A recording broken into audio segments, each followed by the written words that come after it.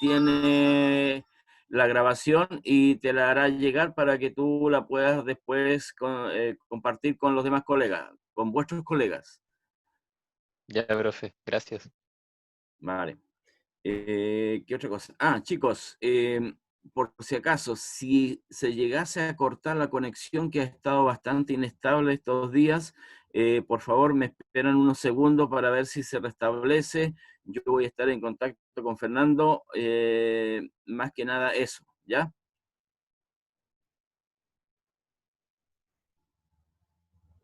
Ya, profe.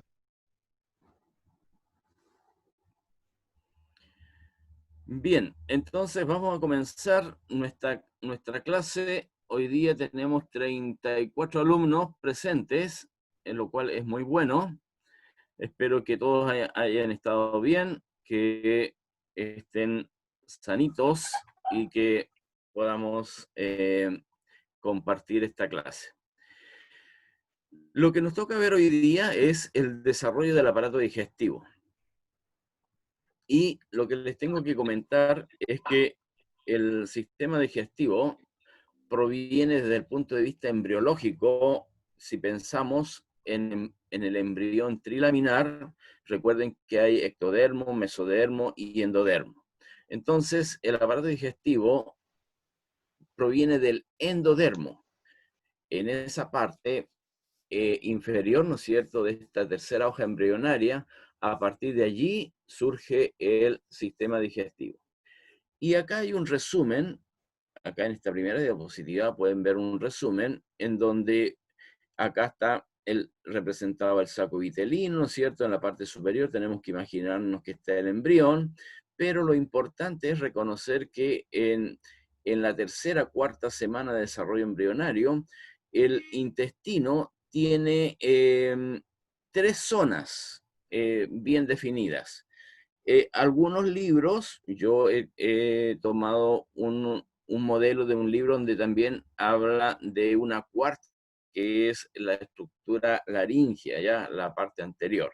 Pero lo vamos a ver después. Pero generalmente se toma en cuenta tres zonas, de tal forma que hay un intestino anterior, un intestino medio y un intestino posterior.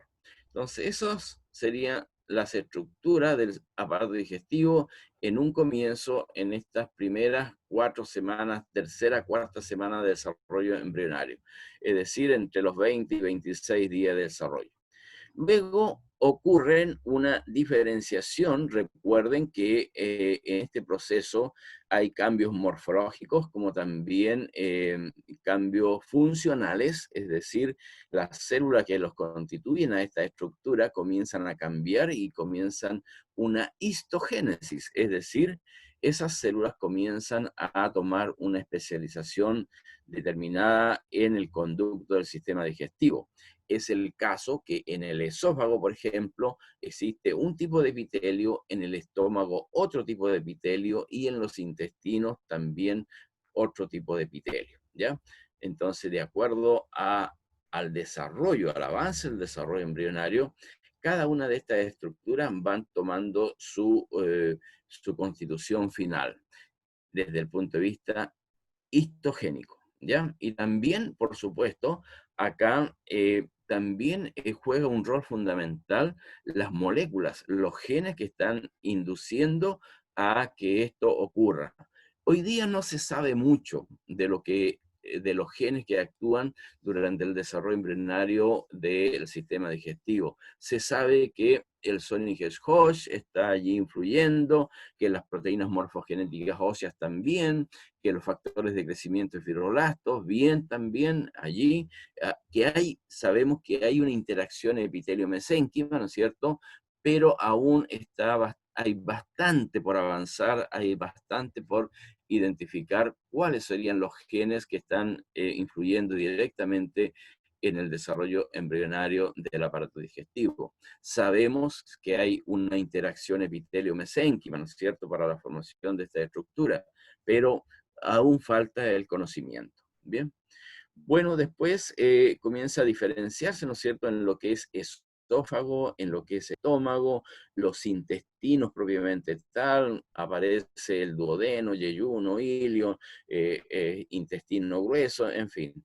Todo eso ocurre en el desarrollo del aparato digestivo, como también un desplazamiento hacia, ¿no es cierto?, hacia la derecha, em, en la formación del hígado, de la estructura hepática.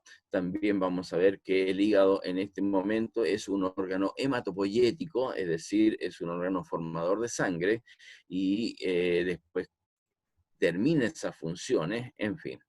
Esa es la parte de lo que es el conducto del sistema digestivo. Pero también vamos a ver las glándulas anexas asociadas a este conducto, como ser la estructura hepática, es decir, el hígado, lo que es el páncreas, lo que es la Oye, vesícula. Perdón, sí, ¿alguien, alguna consulta?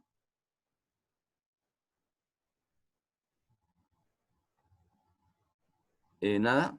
De todas maneras, cualquier consulta, por favor, me la hacen enseguida, ¿ya? Y finalmente llegamos también a lo que es la estructura que en un comienzo es una cloaca, ¿no es cierto? Un conducto único para las dos, para las dos evacuaciones, lo que significa los excrementos y la de la vía urogenital, y que acá tiene que producirse una separación, ¿no es cierto? Nosotros tenemos las vías, tanto masculino como femenino, las vías separadas. No así en los animales inferiores como es las aves que tienen una cloaca. Bien, eso es en términos generales. Entonces, acá comenzamos, ¿no es cierto?, en la tercera semana del desarrollo, donde identificamos estas tres zonas del aparato digestivo. Y vamos a avanzar. Y acá tenemos, yo les he colocado este cuadro para que quede bastante más claro, que en algunos libros ellos clasifican 4 zonas de la formación en el desarrollo del intestino.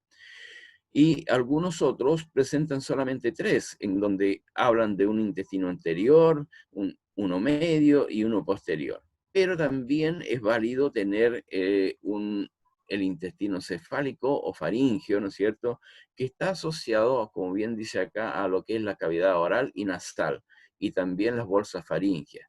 Es decir, estas bolsas faríngeas, ¿no es cierto?, es la reminiscencia que tenemos de nuestros ancestros acuáticos, y allí están presentes. ¿Qué estructuras están asociadas a la cavidad oral y nasal? Todo lo que es la lengua, las células paranasales, la trompa auditiva, el oído medio, los órganos branquiogénicos, la glándula tiroides. Es decir, todas estas estructuras están asociadas a esta primera a este primer intestino cefálico. Son estructuras que vamos a ver posteriormente cuando veamos, me parece que en el segundo semestre, cuando vemos la formación de la cabeza. Acá vamos a aprender, ¿no es cierto?, que hay una serie de procesos, principalmente en lo que es en la formación del oído, que están asociados a algunos procesos que ya conocemos, como es la interacción epitelio-mesénquima, el proceso apoptótico en la formación de los conductos que están asociados al oído medio e interno. Bien, entonces eso es. Luego tenemos el intestino anterior o troncocelíaco, que va desde la faringe, ¿no es cierto?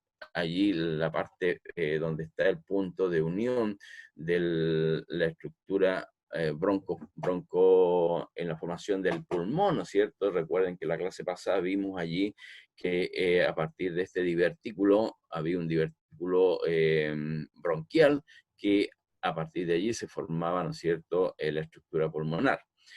Pero también en ese momento está la formación del esófago, posteriormente el estómago, el duodeno, la porción proximal, no todo el duodeno, por supuesto, y como ustedes ven, ¿no es cierto?, después en el intestino medio se forma el resto del duodeno, la porción distal, el yeyuno, el ilio en el colon ascendente transverso.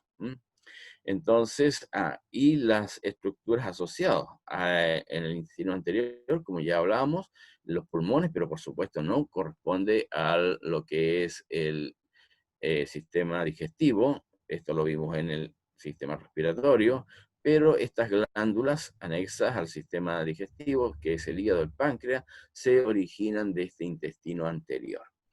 Luego tenemos el intestino medio, que ya hablábamos, ¿no es cierto?, del duodeno, etcétera, etcétera. Y también acá hay una formación de las glándulas de Brunner, que vamos a ver más adelante, o si no, cuando ya estén en en el segundo año, cuando hablemos de lo que es las células, las glándulas presentes en el intestino delgado, en la parte del duodeno, las glándulas de Brunner, el Lieberkühn, en fin.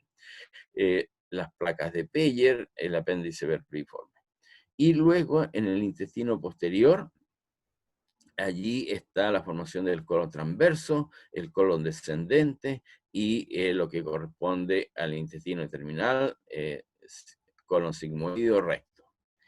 En fin, y allí también como estructuras anexas, ¿no es cierto?, el alantoide, que está asociado al pedículo de fijación, y el seno urogenital.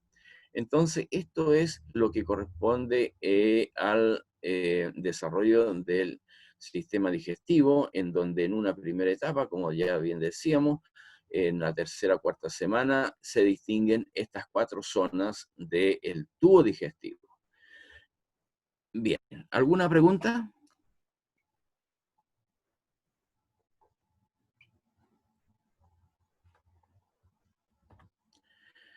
Entonces, acá lo que vimos anteriormente, que es pura letra y cosa extraña, lo podemos asociar, y yo como siempre les he dicho que la embriología hay que imaginársela en forma tridimensional y a través de esquemas que lamentablemente acá son solamente bidimensionales, pero sí nos ayudan a poder entender cuáles son las estructuras que se van formando. En esta diapositiva del lado izquierdo, nosotros vemos acá que no está el embrión, debería estar en la parte superior, pero lo que está asociado a lo que es la formación del sistema digestivo es la parte del endodermo y también asociado a lo que es el saco vitelino, ¿cierto? Ya vimos en alguna oportunidad en nuestras clases anteriores que este saco vitelino, ¿no es cierto?, tenía varias estructuras importantes con respecto a la circulación, a la angiogénesis, ¿no es cierto? Hablamos que habían unos acúmulos de células que están allí los hemangioblastos, en fin, eso ya lo vimos, pero hoy día nos centramos en lo que es la parte endodérmica de este embrión para la formación del tubo digestivo. Luego, eso ocurre en el día 20, después en el día 24, estamos hablando de la tercera, cuarta semana, ¿no es cierto?, en donde ya comienza, ¿no es cierto?, a verse un intestino anterior, un intestino medio y un intestino posterior. Este es el conducto proveniente que se va a formar a partir del endodermo, Recordemos que el embrión es trilaminar, tiene ectodermo, mesodermo y endodermo. Y a medida que avanza el desarrollo, entonces, acá tenemos en el día 26, ¿no es cierto? Allí está, ya va adelgazándose el saco vitelino, ¿no es cierto? Que va junto con el alantoide, y en algún momento va a formar parte del pedículo de fijación, que esto, en el fondo, luego va a transformarse en el cordón umbilical con los vasos sanguíneos correspondientes. Entonces ya tenemos acá un intestino anterior, medio y pequeños engrosamientos divertículos. Por ejemplo, acá tenemos el divertículo de el pulmón, la formación de las vías respiratorias, en fin, y también acá un divertículo ya de lo que va a ser el estómago. Entonces todo esto está ocurriendo en la tercera a la cuarta semana. Acá recuerden que, como vimos, el corazón, ¿no es cierto?, en un comienzo es un conducto, ¿no es cierto? Y cuando comienza a descender en un principio, la parte correspondiente al esófago es bastante pequeña, es corta, pero en la medida que avanza, desciende el corazón, como también desciende las vías respiratorias, el conducto del esófago comienza a alargarse, que luego vamos a ver.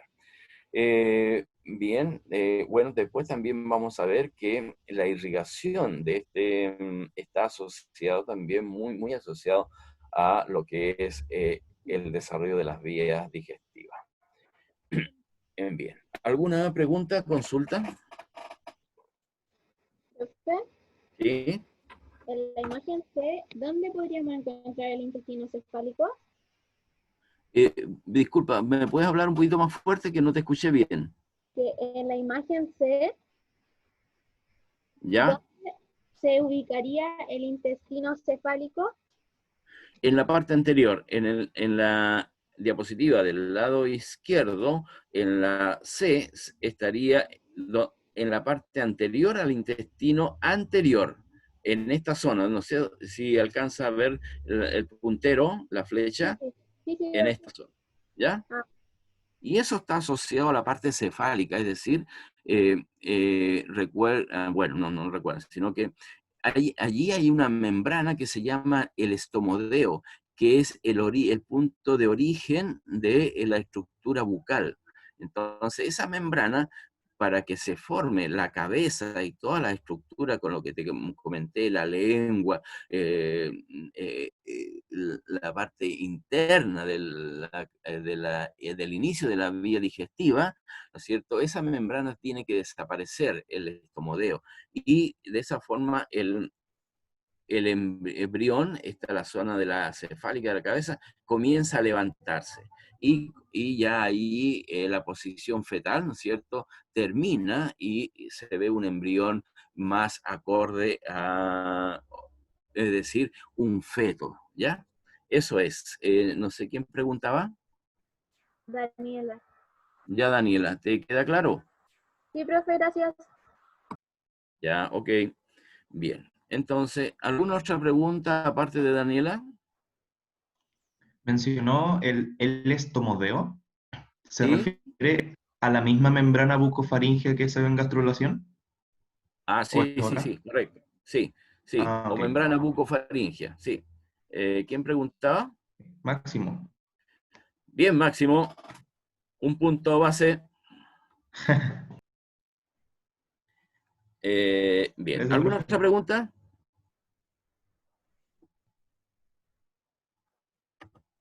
Bien.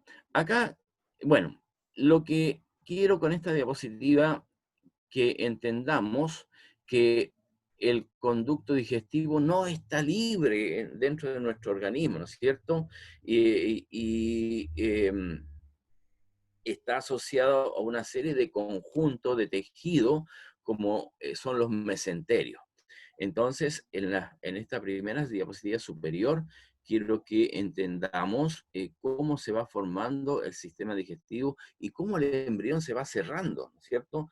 Recuerden que cuando hablamos del embrión trilaminar y el embrión somítico, en algún momento hablamos del esplanopleura y la somatopleura. La somatopleura o mesodermo somático, que es el que está acá está indicado con esta flechita, ¿no es cierto? La parte superior que colinda o que está unido al ectodermo. Pero el mesodermo esplácnico o esplenopleura es el mesodermo esplácnico, que también está indicado acá. Entonces, esto es, y que está asociado al endodermo. Este es el endodermo y abajo el saco vitelino. Entonces, es acá, en este punto donde tenemos que asociarnos y entender esta parte. Eso ocurre en A.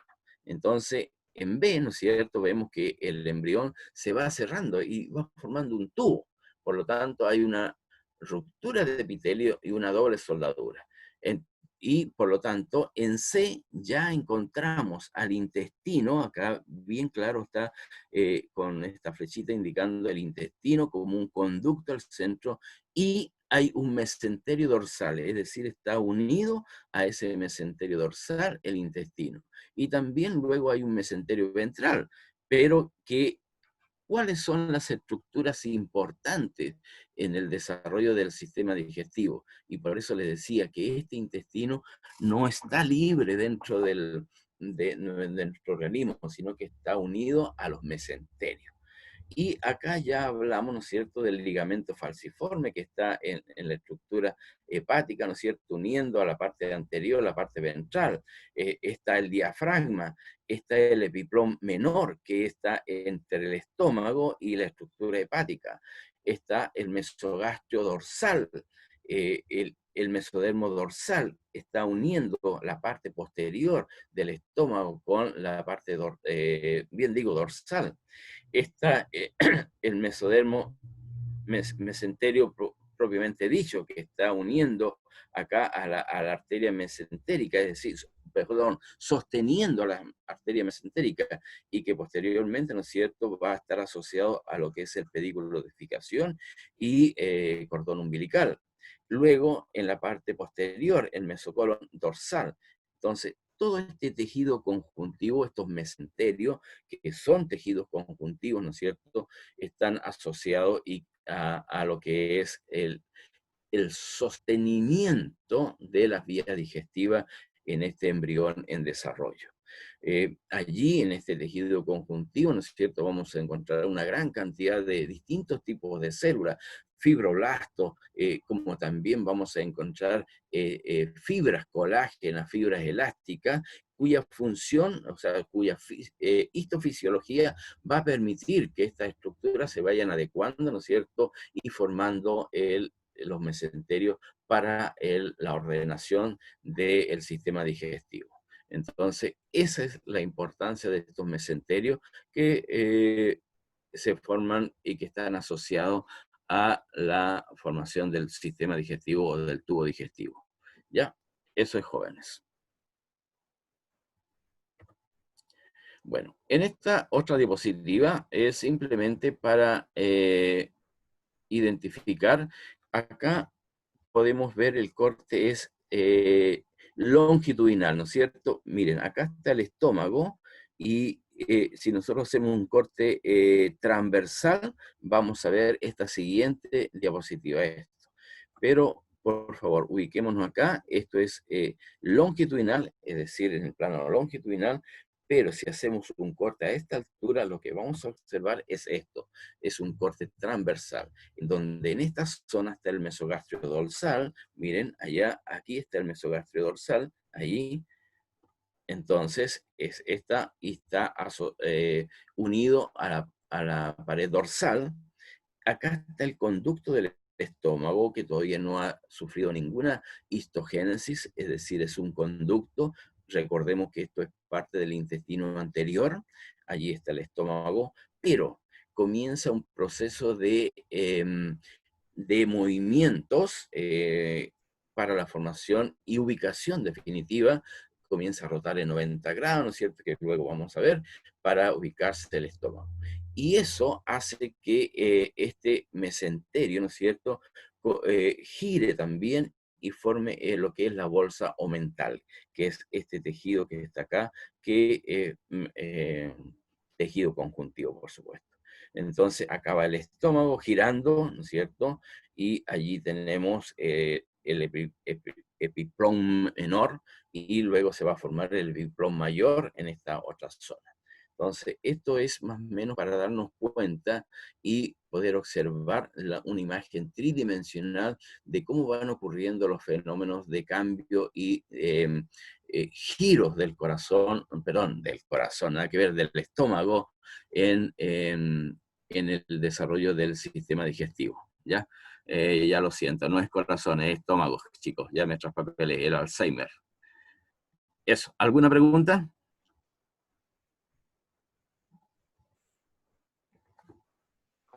Profe, ¿tiene alguna función especial que se gire o solo para la forma final?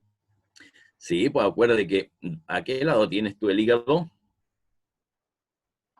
Al ¿A derecho. la izquierda o a la derecha? Derecho.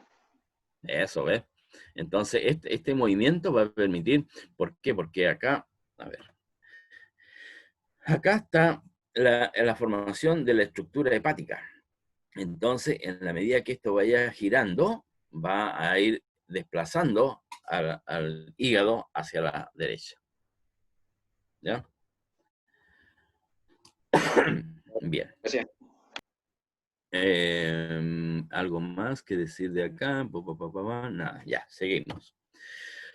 Vamos a, en forma secuencial, vamos a ir viendo cada una de las estructuras que corresponden al desarrollo del sistema digestivo, ¿ya? ¿De acuerdo?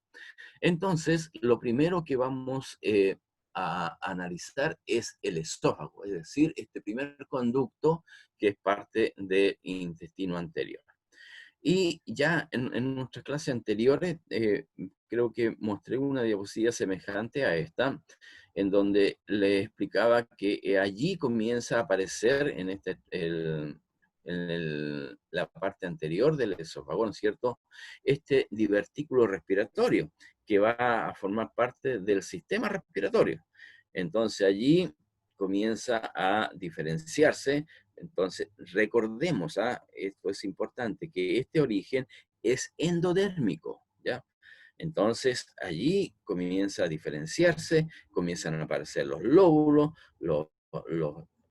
bueno, primero los huesos de los pulmones, después cada uno de los lóbulos, ¿no es cierto? 3 y 2, en fin. Pero a lo que nos interesa hoy día es esta estructura que está detrás, el esófago. Por eso que en algún momento yo les preguntaba, ¿qué es lo que está primero, el esófago o la tráquea, o está delante o detrás? Entonces esto nos da la claridad con respecto a que en un comienzo es la tráquea la que está por delante y el esófago por detrás, ¿no es cierto? Como bien se ve acá en este esquema, en la parte superior, allí comienza a diferenciarse lo que es la faringe, ¿no es cierto? Acá no está diferenciada, es un conducto nomás, y luego hacia abajo está ya el conducto del esófago. En lo que es conducto en general, ¿ya? Para que lo tengan claro, seguramente cuando ustedes estudien van a encontrar que los conductos tienen una íntima, una media y una adventicia. ¿Qué significa eso? Significa que al centro, por donde pasa en este caso el aire, ¿no es cierto? Perdón, los alimentos, allí hay un epitelio. Entonces, esa es la íntima. La media es el músculo que rodea a este conducto y la adventicia es el tejido conjuntivo que está alrededor, ¿ya? Entonces, ese es el concepto que vamos a manejar para los conductos, ya sea en este caso el esófago, o también puede ser un vaso sanguíneo, también puede ser ¿quién más? El mismo intestino, ¿bien? Entonces, eso, claro. Ahora, dice, bueno, acá está ya en la cuarta semana, aparece el divertículo respiratorio, que es este.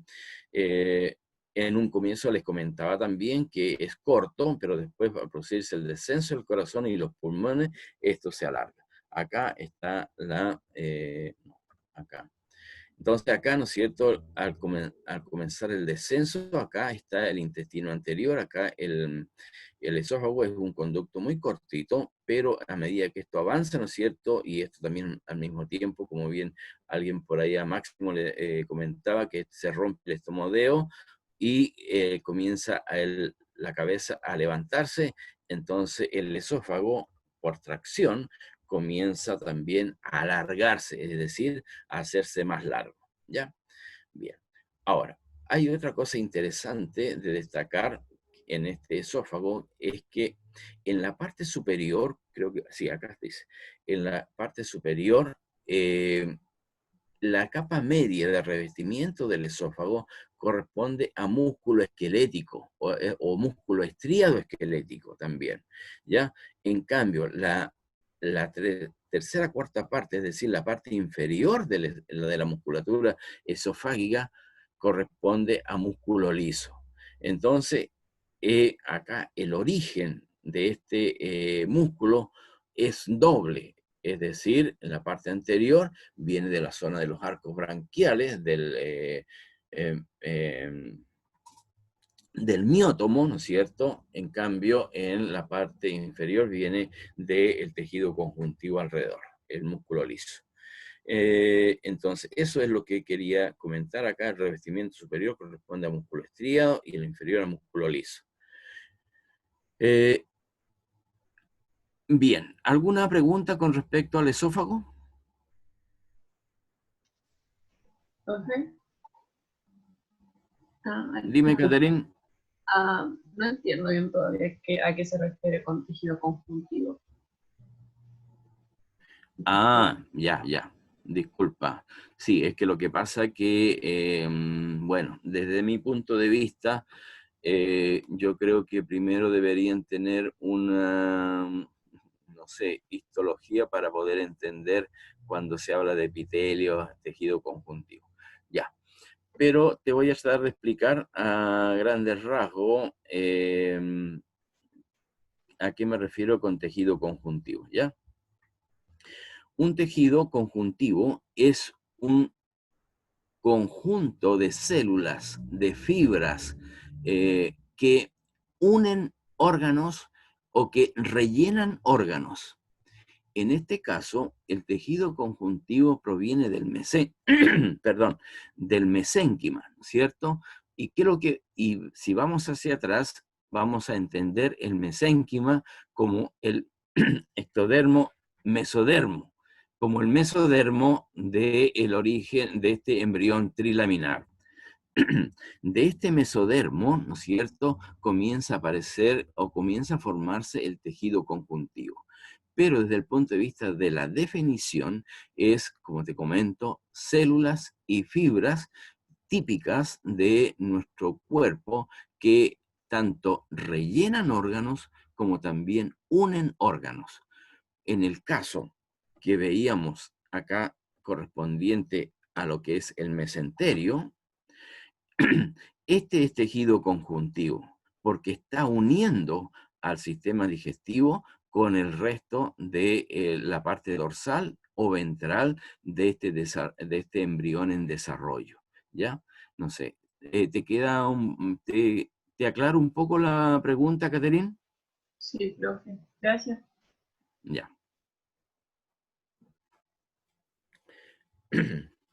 En todo caso, este tejido en comienzo en el embrión es pluripotente, ¿ah?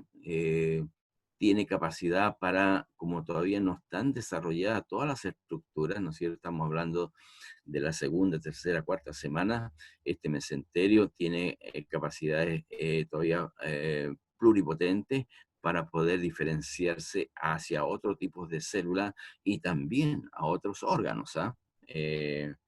Eso es. Y esto, bueno, en algún momento, posiblemente la próxima clase, hable de lo que es las células madres embrionarias, para que tengan una claridad al respecto. Bien, eso es. ¿Alguna otra pregunta? Profe, disculpe, o sea, antes del divertículo respiratorio, ¿cómo se llamaba lo que venía? Que lo nombró en una clase anterior, pero no me acuerdo.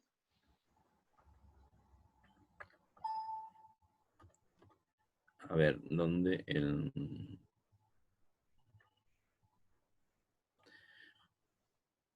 ¿Tú dices esto de divertículo respiratorio, lo que va a ser después el pulmón? Sí, que antes de eso tenía como un nombre que lo había mostrado en una imagen en una clase pasada, pero no me acuerdo. Bueno, acá en la parte anterior está la parte cefálica. Allí, bueno, va a formarse la faringe, va a formarse las glándulas, la tiroide, va a formarse la epiglotis, ¿no es cierto? Después entramos a la estructura bucal, la lengua, el paladar, ¿cómo se llama? El paladar blando, el paladar duro en la parte inferior, las glándulas salivales, en fin, es la parte de la parte cefálica. Y lo que hablé en delante, que preguntó Máximo, que era el estomodeo, que es una membranita que debiera estar por acá, en la parte, en el inicio del conducto digestivo. Eso. No sé, ¿qué me preguntaba? Yo, Gabriel. Gabriel. No sé si era referente a eso, Gabriel, o alguna otra cosa, no sabría decirlo. O sea, sí, pero que me refería como si lo primero que se formaba el pulmón era el divertículo respiratorio o había algo antes de eso. Ah, ya. Claro, recuerda que acá estos dos tejidos, su origen, ¿no es cierto?, es endodérmico. Entonces, lo primero que se forma acá es una protuberancia y después esto comienza a descender para formar el conjunto del divertículo hepático, perdón, respiratorio, el divertículo respiratorio. Entonces, de esa forma aparecen, ¿no es cierto?, después estos dos lóbulos separándose, porque en un comienzo es uno solo, pero después se separan y en la separación de los esbozos pulmonares ya tempranamente hay una diferencia en que uno es mayor y el otro es menor en cuanto a tamaño, y recuerda que acá esto está asociado a los lóbulos, porque un pulmón tiene 3 lóbulos y el otro tiene 2, ¿ya? Eso es. No sé si te aclaro. ¿Quién era? Daniel, no. Gabriel. Sí, sí, profe. Gabriel, Y disculpe, ¿esa protuberancia cómo se llama? ¿la protuberancia de qué? ¿Del lo que es el divertículo respiratorio? Sí. Ujú. Eso. No, no, pero no tiene un nombre. Eh, en un comienzo es una protuberancia, es decir, una elongación del tejido para formar esta diferenciación celular con respecto a lo que es el tejido esofágico. Esto es. Ok, gracias, profe. Profe, ¿Sí? el divertículo es lo mismo que la yema pulmonar, ¿no? Sí, señor. Sí. Ah, ya. Bueno. Ujú.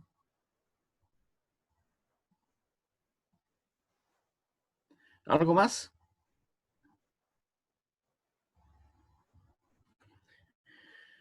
Bien. Entonces, si bajamos de lo que es el esófago, llegamos al estómago, y que también el estómago es parte del intestino anterior.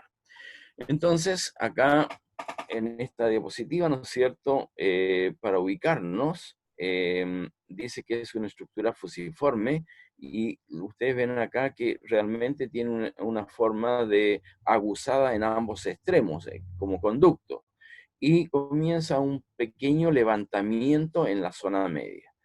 Pero este conducto está asociado al mesenterio dorsal y al mesenterio ventral. Allí está en rojo, ¿no es cierto?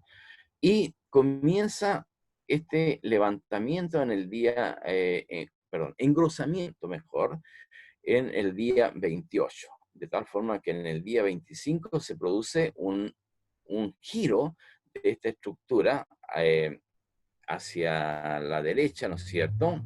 Y posteriormente hacia arriba, acá, como lo indica la flecha en la diapositiva del lado derecho, perdón. Entonces, estos son los movimientos que realiza esta estructura del estómago para ir posicionándose propiamente tal. De tal forma que ya avanzado el desarrollo, en el día más o menos 56, aparece esta curvatura menor del estómago y también la curvatura mayor. Y también aparece esta bolsa que es el fundus, aparece la incisura cardial, que es donde vamos a encontrar el cardia, ¿no es cierto? Y también la zona del píloro. Entonces, estos son los movimientos que ocurren en el desarrollo del estómago en particular. Entonces, como bien dice acá, el desarrollo al final de la 4ª semana. En la 5ª semana la parte dorsal crece más que la ventral, la parte dorsal, y con una curvatura mayor y menor. Entonces, acá está la curvatura menor y en la parte posterior está la curvatura mayor. Y también no olvidemos que en esta estructura que está acá en rojo, rodeando al estómago, corresponde al mesenterio dorsal, ¿ya? Porque esto es lo que une a la parte dorsal del embrión en desarrollo, ¿ya?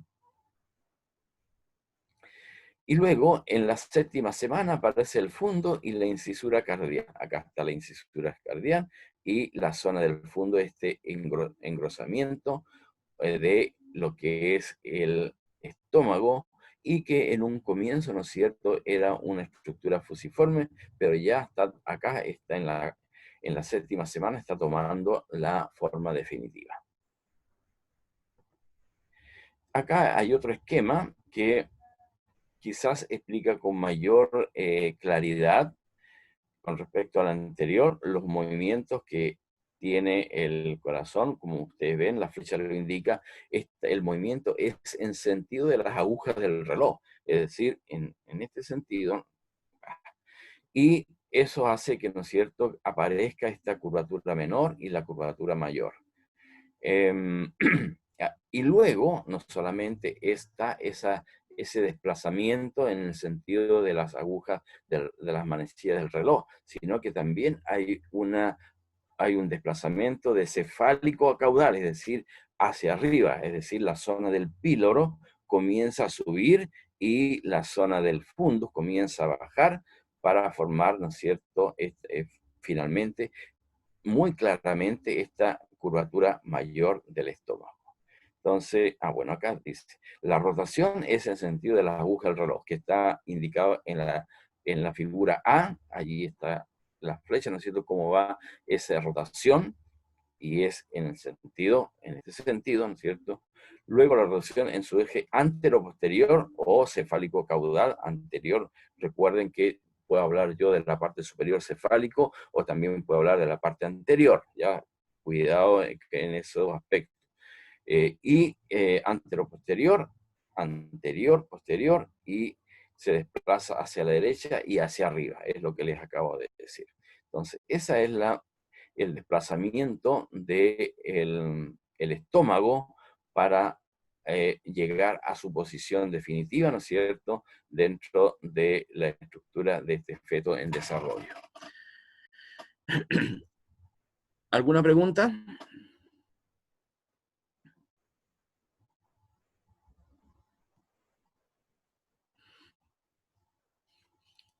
Bien. En esta otra diapositiva es lo mismo anterior, pero mirado desde dos planos.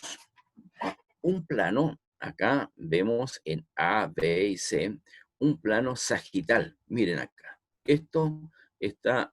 Allí está el estómago, está el mesenterio en rosado, y está el conducto digestivo, ¿no es cierto?, que después vamos a hablar del intestino posterior. Pero lo que me interesa en este momento es que se centren acá, en lo que corresponde al estómago. Entonces, la estructura hepática o el hígado está en la parte anterior. Entonces, este es un corte sagital. Y el corte transversal es esto. Es decir, lo que estamos observando acá sagital, lo estamos viendo transversal, para poder darnos cuenta de cuál es el movimiento de rotación tanto del estómago como también del hígado. Y eso es, alguien me preguntaba por allí, ¿qué importancia tiene esta rotación? Por supuesto, esta rotación, ¿no es cierto?, hace que el hígado, ¿no es cierto?, por la rotación vaya a posicionarse en la parte derecha. Entonces, eso hace que esto vaya cambiando, y al mismo tiempo, esta misma rotación del estómago va a permitir que la parte anterior del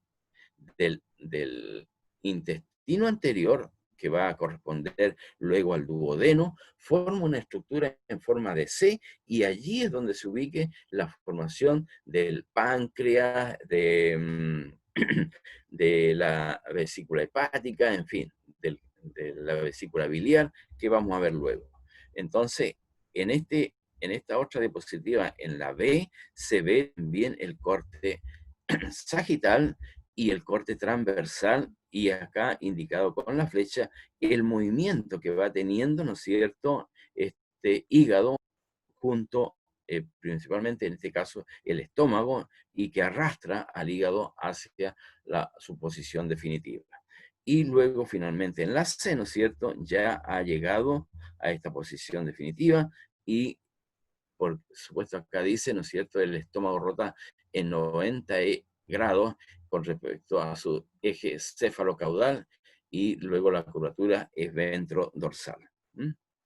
Entonces, eso es, jóvenes, el movimiento del estómago durante su formación y posición definitiva. ¿Ya? No sé si se entendió la explicación. Esto, como les digo, es bastante un poco complejo poder entenderlo, pero ubicando las zonas ya se hace más fácil. ¿Alguna pregunta?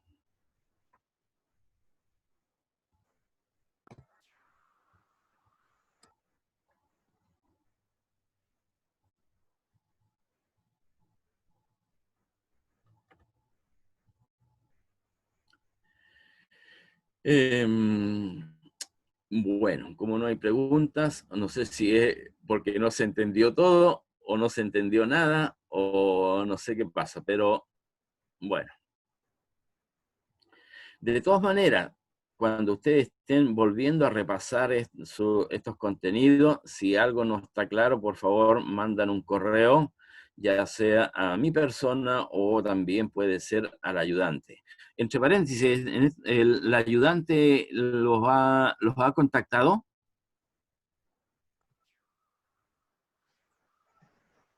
Fernando, ¿estás por ahí? Sí, profe. Ella nos dejó su número y dijo que cualquier duda se la podíamos hacer llegar. A mí por lo menos me ha ayudado. Ya, pero ella no le ha mandado ningún cuestionario, algo que les ayude así Me mandó, a entender para la algunas primera cosas prueba, mejor. recuerdo, me mandó un documento que se lo envié a mis compañeros. Ya. Bueno, de todas maneras, ella, como bien su nombre lo dice, es ayudante, entonces, por favor, cualquier duda que tenga, no duden en preguntarle, ¿ah? O por último, también me mandan a mí la pregunta para poder responder. Y esa es la idea, por eso es la importancia de los alumnos ayudantes, para solucionarle los problemas o los contenidos, ¿ya? Eso.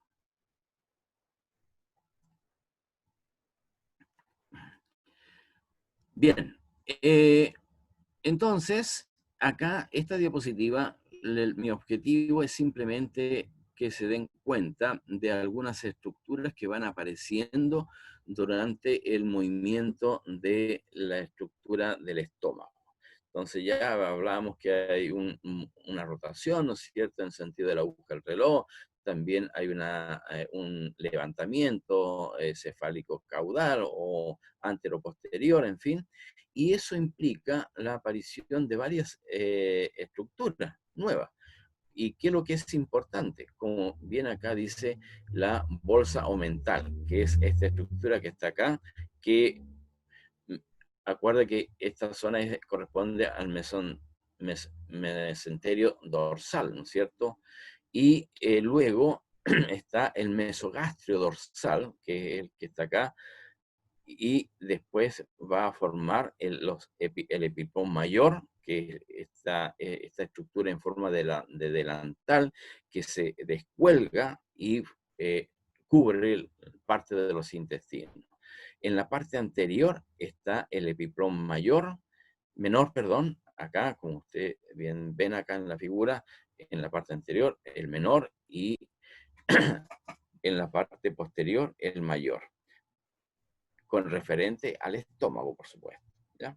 Entonces, allí estas estructuras van apareciendo de acuerdo a la rotación y desplazamiento del tubo digestivo, en particular del estómago. Bien, eso es con respecto al estómago. No sé si hay alguna pregunta, alguna duda, alguna consulta.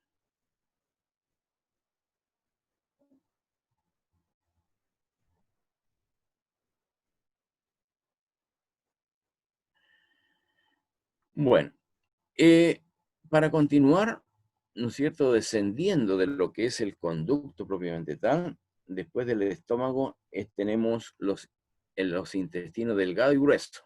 Pero dentro del intestino delgado, la primera parte corresponde al duodeno. Y como veíamos en la clasificación de lo intestino anterior, medio y posterior, en este intestino anterior hay parte del duodeno que se forma del anterior. Entonces, usando los conocimientos anteriores de que el estómago giraba en el sentido de las agujas del reloj, ¿no es cierto? Y posicionaba al hígado en este lugar, entonces eso implicaba que el duodeno formaba una estructura en forma de C, acá, que es lo que se ve acá en esta figura, ¿no es cierto? Rodeada por este círculo azul. Entonces, allí el duodeno, ¿cierto? La parte del duodeno corresponde a la parte terminal del intestino anterior y cefálica del intestino medio.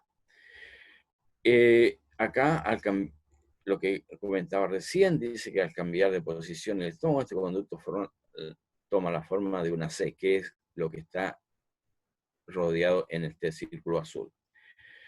Durante el segundo mes, el conducto se oblitera por proliferación celular, pero luego vuelve a canalizarse por apoptosis. Ya. ¿Qué vamos a entender por esto? El conducto del duodeno, ¿no es cierto? En un comienzo, como es proveniente del endodermo del embrión, es un conducto. Bueno, es un conducto igual abierto, igual que el estómago. Pero lo que ocurre acá es que debe haber una proliferación celular, es decir, una gran cantidad de mitosis para aumentar tanto el epitelio, que va a ser bastante especializado. No sé si ustedes han visto ya en sus clases de biología celular, el epitelio tiene vellosidades intestinales, tiene chapa estriada, tiene células caliciformes, entonces allí se entiende que para una especialización de ese tamaño tiene que haber una proliferación celular de estas células que están al interior de este conducto. Y esa proliferación celular hace que este conducto oblitere, es decir, se coloque nuevamente ciego, es decir, no haya un conducto al centro. Entonces, ¿por qué? Porque en ese momento estas células van a iniciar un proceso de histogénesis para que se formen las vellosidades, para que se formen los distintos tipos de células que están asociadas al conducto del duodeno. Entonces, pero la pregunta es, bueno, si se oblitera y es un conducto sólido, ¿por dónde van a pasar los alimentos? Y acá nuevamente volvemos a hacer mano, a echar mano de este proceso biológico no reactivo que es la muerte celular programada. ¿Sí? Gabriel, ¿alguna pregunta? No, profe. Ya. Entonces, decía que para que nuevamente se vuelva a canalizar este conducto, tiene que ocurrir muerte celular programada o lo que es apoptosis, ¿ya? Y es esto. Entonces, esto es la histogénesis del tubo digestivo del duodeno, en general del tubo digestivo, y que ocurre en esta primera parte del duodeno. Entonces, en un comienzo yo les decía que es un conducto hueco proveniente de lo que es el endodermo. Acá hay una interacción epitelio-mesénquima, es decir, hay señales entre el tejido externo e interno del epitelio, y eso implica una proliferación, lo cual este conducto se cierra, es conocida también como fase maciza, que no hay conducto, y luego por apoptosis hay una recanalización del conducto, ¿ya? Y en esta recanalización aparecen las vellosidades intestinales, es decir, todas las especializaciones de lo que corresponde al tubo digestivo, a la zona del duodeno o yeyuno helio. Y finalmente, esta es la forma de cómo queda el intestino con toda su estructura. Pero en algún momento puede haber algunas patologías, ¿ah? Como se observa acá, una duplicación del conducto o una estenosis, es una obliteración, es decir, es un cierre parcial del conducto digestivo, ¿ya? Entonces eso es lo que ocurre acá en lo que nosotros llamamos histogénesis del tubo digestivo.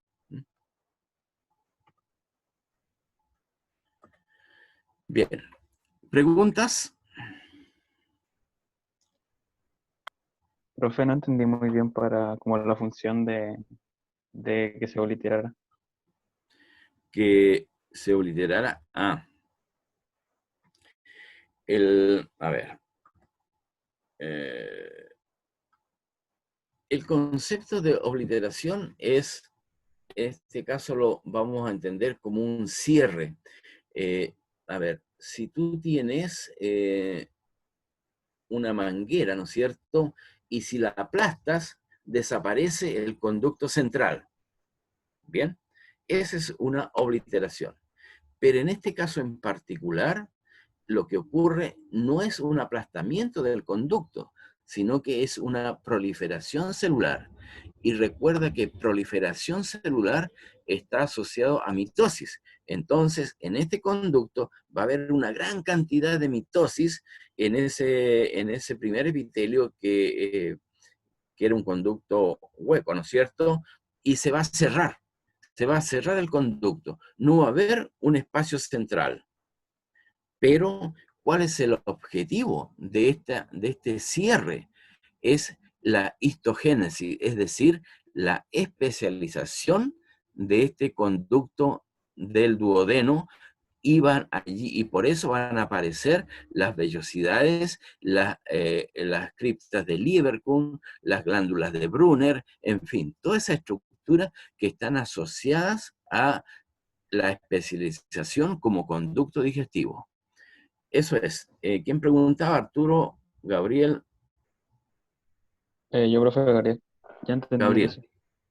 Eso es. ¿Te queda un poco más claro, Gabriel, o no? Sí, profe, gracias. Ya. Bien. ¿Qué más tengo que decir? A ver, algo más interesante acá. Esto ya lo hablé. Pero apoptosis. ¿Saben que apoptosis y muerte celular programada es lo mismo, ¿no es cierto? Sí, eso se sabe. Sí, se lo expliqué en algún momento. Ya. Bien, entonces esto es la histogénesis del tubo digestivo. Ok, y vamos a pasar entonces ahora al desarrollo de las glándulas digestivas a partir del duodeno. Entonces, vamos a ver primero el divertículo hepático, la formación de la vesícula biliar y los conductos biliares, el páncreas, en fin. Entonces, como vemos acá en este esquema, están el divertículo hepático, que es que va después a ser el hígado, que proviene de este conducto, hasta acá está muy bien esquematizado, ¿no es cierto? Proviene del conducto endodérmico o del tubo digestivo anterior, y se va a formar a partir de allí el hígado. Como también a partir de allí, ¿no es cierto?, el esbozo del páncreas, tanto el dorsal como el ventral, son dos zonas que después, ¿no es cierto?, por el giro que tiene el duodeno en forma de C, como ya le comentaba, por el efecto del estómago, este giro, ¿no es cierto?, este páncreas ventral se va a desplazar y se va a unir al páncreas dorsal para formar una sola estructura que es el páncreas definitivo. También, ¿no es cierto?, va a formarse el divertículo, lo que es la vesícula biliar. Esto está malo acá. La vesícula biliar es esta estructura verde, ¿ya? Entonces, miren, hasta los libros se equivocan. Atento acá. A ver, atento acá. La vesícula biliar es esta estructura, ¿ya?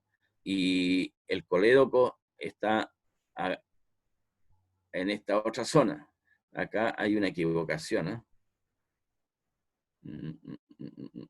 No me di cuenta de estos jóvenes, pero hay una equivocación. ¿Ya? Por favor, vean esto en el LAGMA o en cualquier otro esquema para que lo tengan claro. Bien, Profe, disculpe, ¿dónde dijo que iba el colédoco? acá, pues, en esta estructura, Ah, ya, gracias. ¿ya? Entonces, esto véanlo. Creo, miren, no me di cuenta de esto, pero creo que lo tengo también más adelante. Sí, acá lo tengo. Acá está. Esto está bien, el colédoco acá. Y este es el cístico. ¿Ya? Entonces, acá el colédoco. Nada que ver acá con el colédoco, esta es la vesícula biliar. Ya. Esto está malo, ¿ah? Por si acaso, chicos, atento a esto. Ya. Bien, entonces comienzo con lo que es la formación del hígado. Ya les comentaba que su origen, ¿no es cierto?, es a partir del endodermo y comienza a formarse primero como pequeñas células orientadas en forma paralela para formar los famosos cordones hepáticos. Y luego los hepatocitos propiamente tal, asociados a él, e ir formando el órgano funcional. También tengo que destacar que en este momento el hígado es de gran tamaño.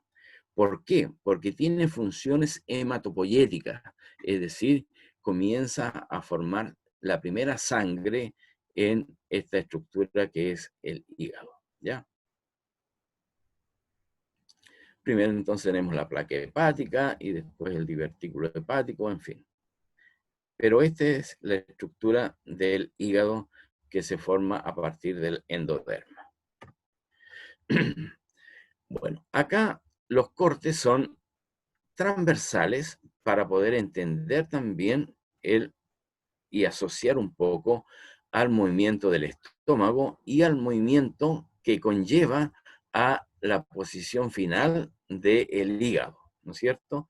Este movimiento que ya habíamos visto y que finalmente posiciona al hígado en la parte derecha, ¿no es cierto?, de nuestro organismo. A ver, ¿qué dice? Acá está. Es un órgano hematopoyético, eso significa que es formador de sangre. Y las células que están alrededor del hígado provienen del mesoderma del septum transverso, es decir, del tejido conjuntivo que está alrededor.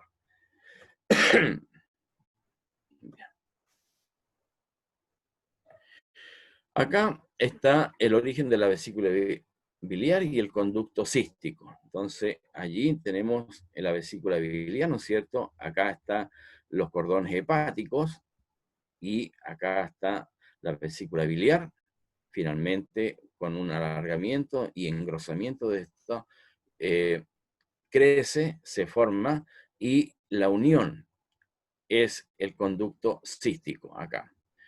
Y como les decía, el desplazamiento y la formación en C del duodeno hace que el páncreas ventral se desplace hacia el páncreas dorsal y ambos se puedan unir. Entonces, esta estructura es la que definitivamente se forma en la formación de la vesícula biliar y el conducto cístico. Bien.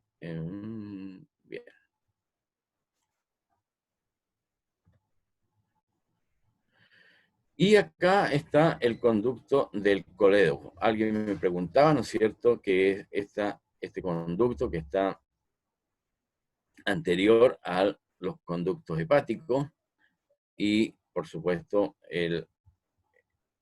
el conducto cístico es el que une a la vesícula biliar. Y acá ya se ve, ¿no es cierto?, unido el páncreas ventral con el páncreas dorsal.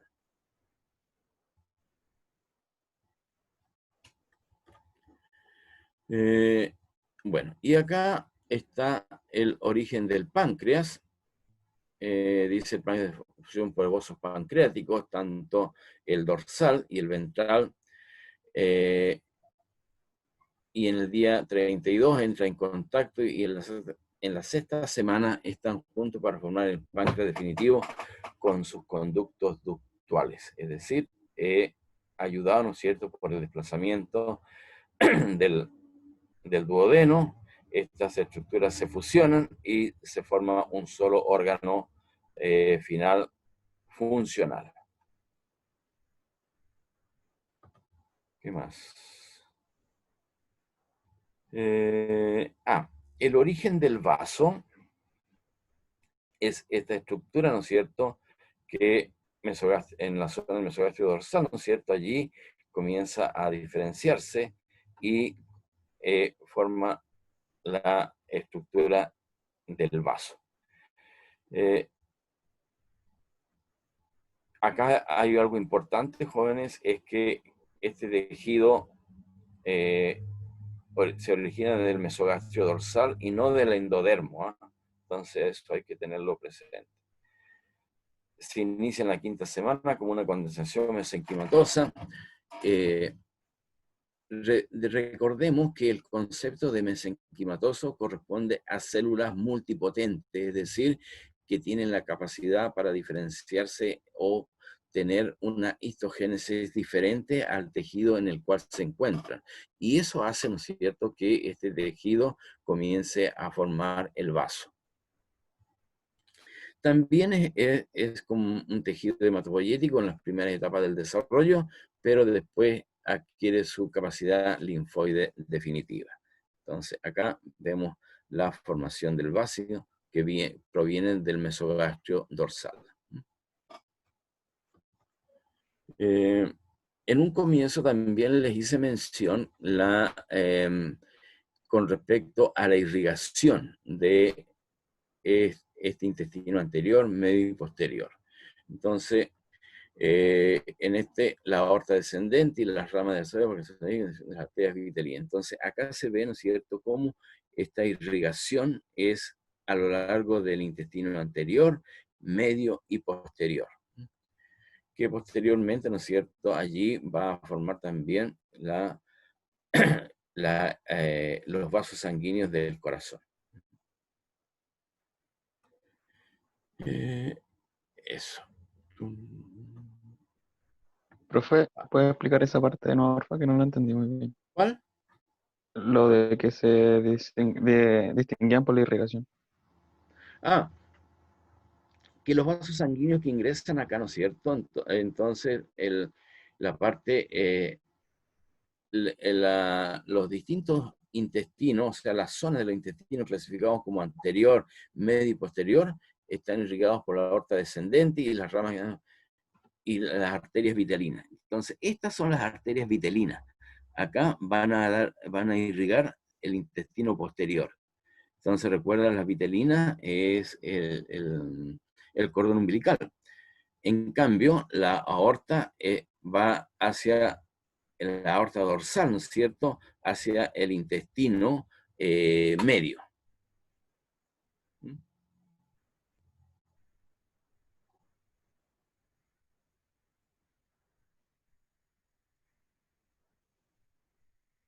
Eso es lo que se ve acá en esta diapositiva.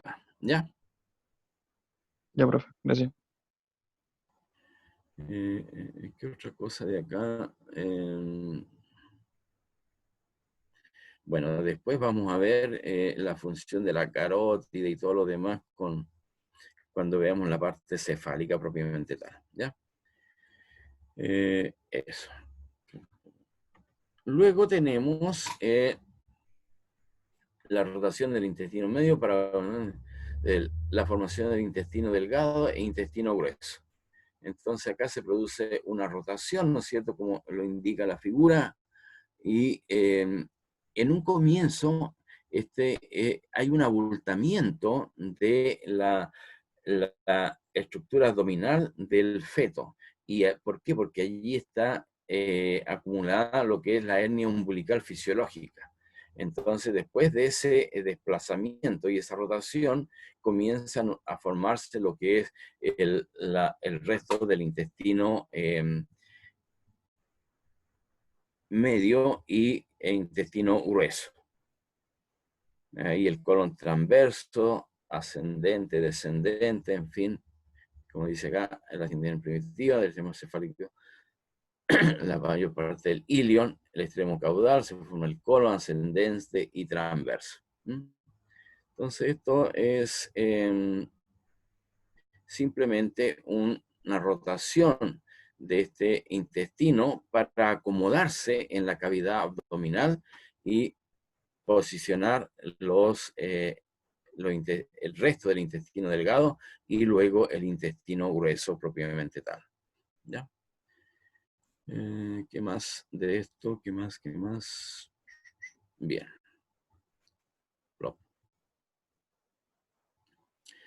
Y luego está la diferenciación del canal urogenital. Yo les comentaba que en organismos inferiores o en las aves, ¿no es cierto?, en los batracios, es un conducto único, pero nosotros lo tenemos dividido. Entonces, acá se forma el tabique urorectal y separa la parte urogenital del canal rectal. Entonces, en un comienzo, como ustedes pueden ver acá, este es un conducto único, que por eso se llama cloaca, y luego por muerte cerebral programada, estos conductos se separan, así como ocurre en la formación de los dedos de la mano, y allí quedan los conductos separados, ¿ya? Entonces queda el ano separado de lo que es la vía urogenital. Eso es, jóvenes. No sé si hay alguna pregunta, alguna consulta.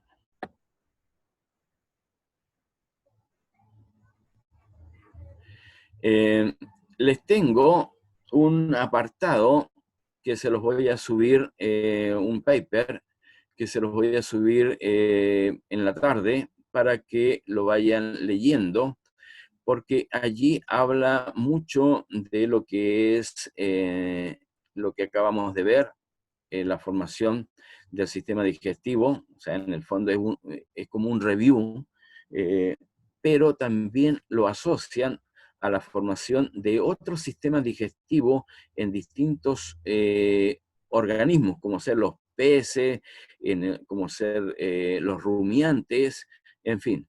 Entonces, allí, para que más o menos tengan una visión general, no sé si ustedes conocen la vejiga natatoria de los peces. Curiosamente, también se origina a partir del endodermo. En el caso de los rumiantes, recuerden que tienen distintos estómagos, el librillo, el cuajo, ¿no es cierto? Entonces también allí habla algo interesante. Y lo otro que, como les comentaba al comienzo, que hoy día no está muy claro cuáles serían los genes que interactúan en la formación del intestino, es decir, la parte molecular. Pero hay algunos estudios que indican que, primero que nada, habría acá interacción epitelio-mesénquima, es decir, el epitelio induce señales para que el mesénquima cambie de forma. Ese es un punto. Y lo otro, que también se sabe que el ácido retinoico, las proteínas morfogenéticas óseas, el Sonic-Hodge y los factores de crecimiento de fibroblastos estarían implicados en la formación, esa es la parte molecular de la formación del sistema digestivo. Entonces, eso es lo que les quiero subir a la red para que lo vayan leyendo. Eso es, jóvenes. ¿Alguna pregunta, alguna consulta, duda, algo que no haya quedado claro? por favor, circula la palabra.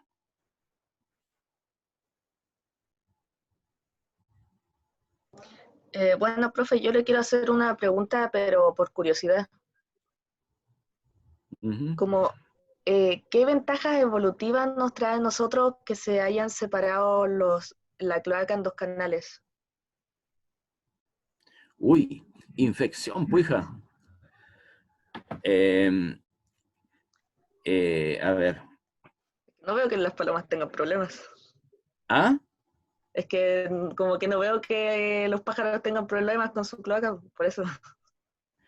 Pero recuerda que el sistema inmune de los, ¿cómo se llama? De las aves y de los reptiles es diferente al nuestro, po.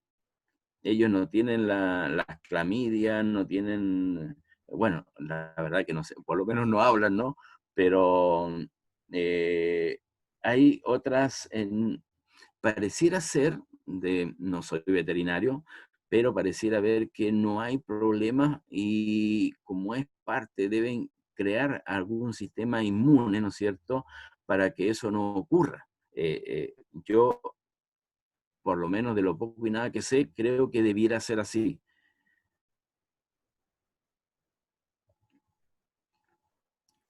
Ok, profe, gracias. ¿Quién preguntaba? Natalia. Natalia.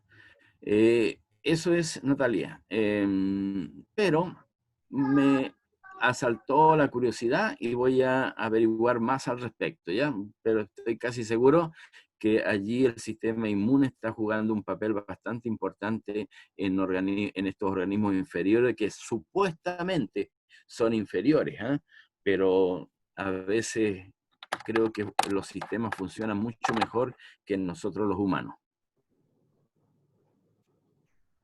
Okay.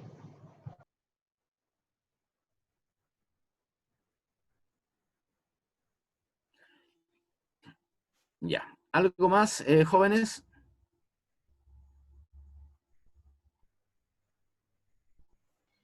Profe, disculpe, el paper que va a mandar ahora, más que nada para complementar la clase, cosas así, o hay que leerlo sí o sí para la próxima clase porque va a preguntar algo. No sé. Buena idea. Podríamos hacer unas preguntas de eso. Bien. ¿Quién preguntó? Profe, no. Solo era una consulta. Mire usted qué buena idea. Me dio. En un comienzo lo había pensado como, más que nada como cultura general, porque habla de otras especies, o sea, habla de la parte de mamíferos, pero también lo relaciona con otras especies, y lo importante es que ustedes tienen que tener una cultura más amplia, pues entonces, desde ese punto lo había pensado, pero no es mala idea. No, profe. Solo era una consulta. Ya, de acuerdo. ¿Algo más? Profe, yo le quería preguntar al final, ¿Mm? ¿qué iba a entrar en la prueba del próximo viernes? ¿Qué va a entrar en la prueba del próximo viernes? Lo que no hemos evaluado, es decir, el aparato, no, el sistema circulatorio y respiratorio. Ah, ya, solo es. Ujú. Ah, ya, profe, gracias. De todas maneras, voy a conversar con Pedro para ver cómo lo vamos a estructurar, ¿ah? Ya, profesor, gracias. Y a Fernando le mando los contenidos para que los distribuya con ustedes. Profe, ¿Sí? ¿alguna estructura en específico que haya que aprender sus partes? Que vaya a quizás preguntar. Como alguna... Digo, no no es entiendo. que, por ejemplo, usted en la prueba anterior había puesto, por ejemplo, los tubos seminíferos, que dijéramos ciertas partes y eso. Entonces yo creo que en esta prueba también puede haber algo así. Ah, buena idea. No lo había pensado. Pucha, profe, no era para dar idea. Estaba preguntando nomás. Bien, No, bien, bien. ¿Quién preguntó? ¿Sachari? nadie. No. Ah, No, profe, yo le pregunté sobre el contenido de la prueba. Nada más que eso. Ah, ya, vale. Oiga, ustedes tienen buenas ideas.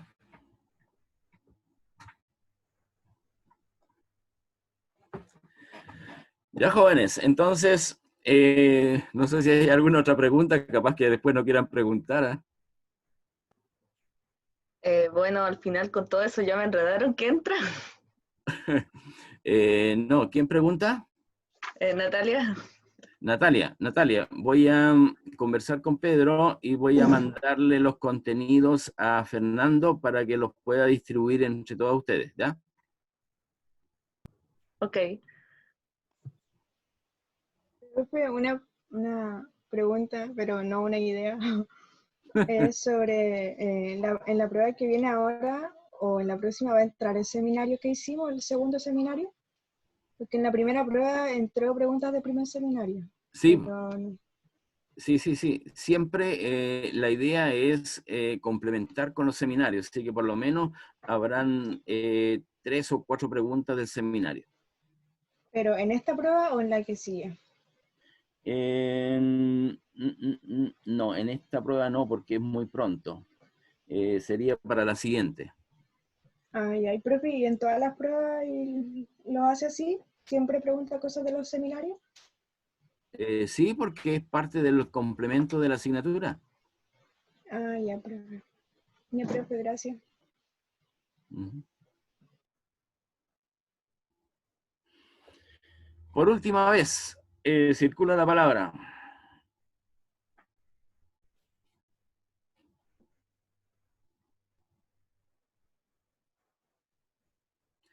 Bien, jóvenes, si no hay preguntas, si no hay dudas, consultas, quedamos hasta acá. Nos veremos algún día en algún lugar y que estén bien, cuídense, no salgan mucho, usen todos los implementos de protección, más ustedes que son futuros profesionales de la salud. Eso es. Chao, chao.